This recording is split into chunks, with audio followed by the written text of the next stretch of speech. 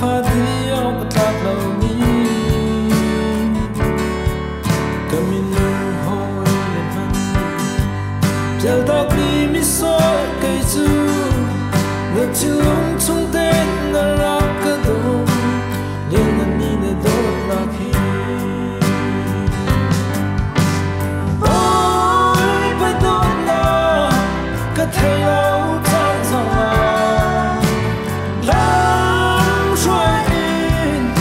cần nát nó kêu lên cần chim khang lâu nó đơn nào thì hô cả in dùng dài mới xoay đôi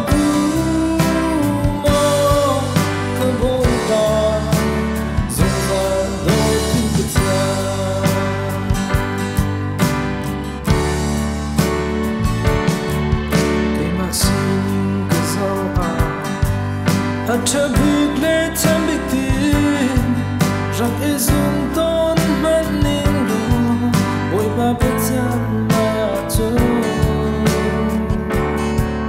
khi anh đang mi buồn chẳng ngon lệ mi nung hơn ý đủ lâu mi xoay phi nung men cả rác xì đồ đồng lăng lâu cây mi xoay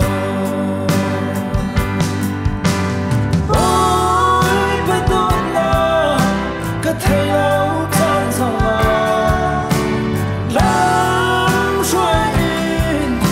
cần nát nó kêu lên cần chim khang lâu nó đơn nào thì hô cả in dùng dài mới xoay đôi mơ cơ bối là dùng dài đôi cái cha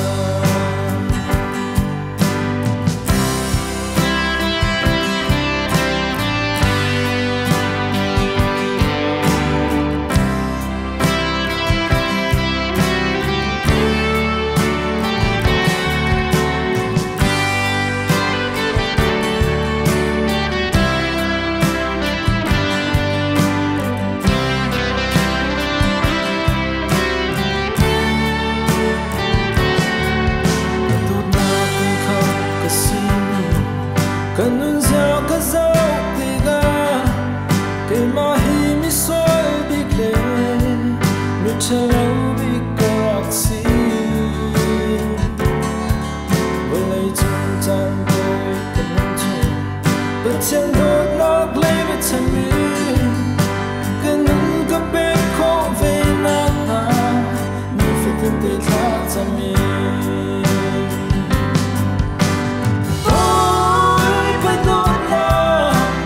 thầy lâu tan dòng à làm rồi in cần nát nó kêu lên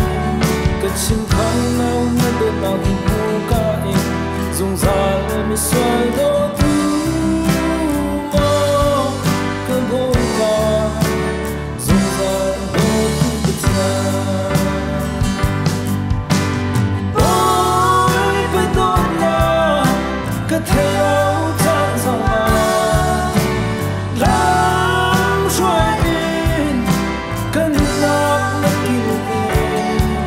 cần chim khang lâu nó đơn nào